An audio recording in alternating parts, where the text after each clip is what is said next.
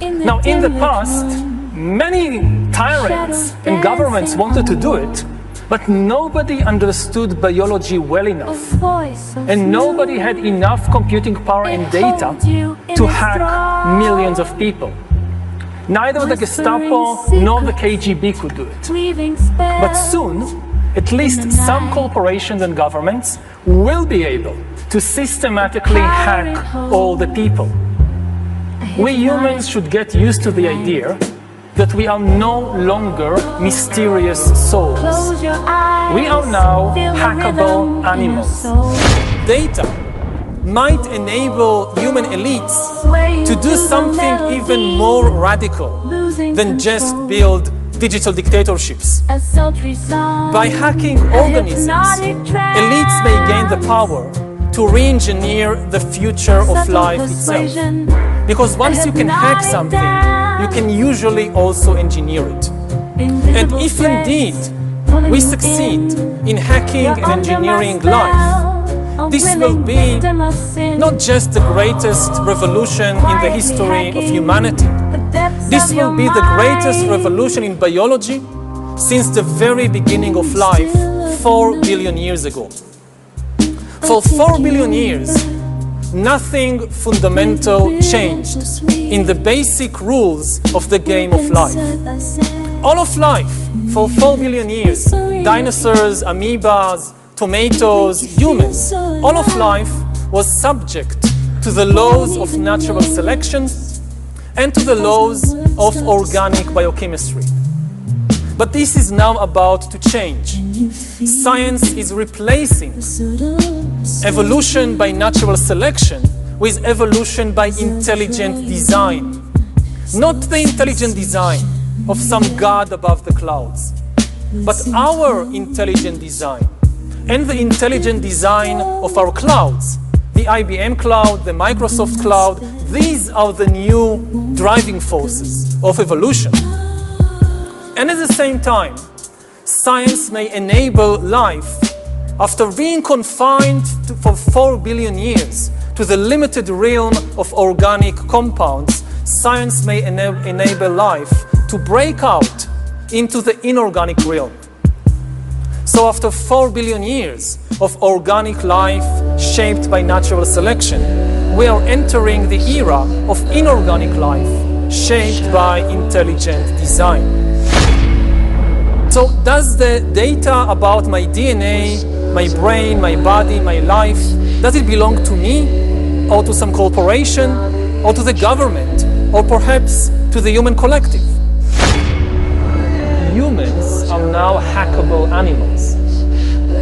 You know, the whole idea that humans have, you know, they have this soul or spirit and they have free will and nobody knows what's happening inside me. So whatever I choose, whether in the election or whether in the supermarket, this is my free will, that's over. Free will, that's over. That's over. Today, we have the technology to hack human beings on a massive scale. Yeah, I mean, everything is being digitalized, everything is being monitored. In this time of crisis, you have to follow science. It's often said that you should never allow a good crisis to go to waste, because a crisis is an opportunity to also do good reforms that in normal times people will never agree to. But in a crisis, you see, we have no chance, so let's do it. Vaccine won't help us go The to vaccine of course. will help us, of course. It will make things, you know, more manageable. Surveillance. People could look back in 100 years and identify the coronavirus epidemic as the moment when a new regime of surveillance took over, especially surveillance under the skin, which I think is maybe the most important development of the 21st century, is this ability to hack human beings, to go under the skin, collect biometric data, analyze it, and understand people better than they understand themselves. This, I believe, is maybe the most important event of the 21st century. One of the features of this fourth industrial revolution is that it doesn't change what we are doing, but it changes us. The difference of this fourth industrial revolution is it doesn't change what you are doing, it changes you. If you take a genetic like editing, just as an example. It's you who are changed, and of course this has a big impact on your identity. And offers certain kinds of possibilities that have to be careful about. You know, when you began to do that kind of gene editing, some people worry that you are changing what it means to be human. That's the problem. And of course, the new industrial revolution offers us many opportunities, but it raises manifold questions on the ethical, but even legal implications.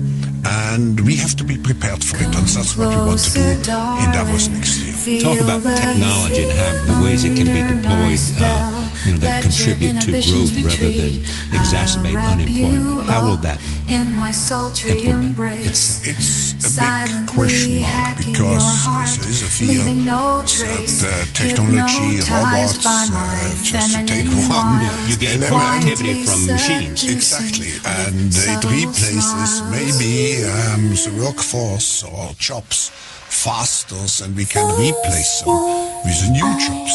Not everybody can be a robot polisher and so on, so there will be new jobs. The really big thing is hacking human beings. To hack human beings, you need a lot of biological knowledge, a lot of computing power, and especially a lot of data. If you have enough data about me, and enough computing power and biological knowledge, you can hack my body, my brain, my lives.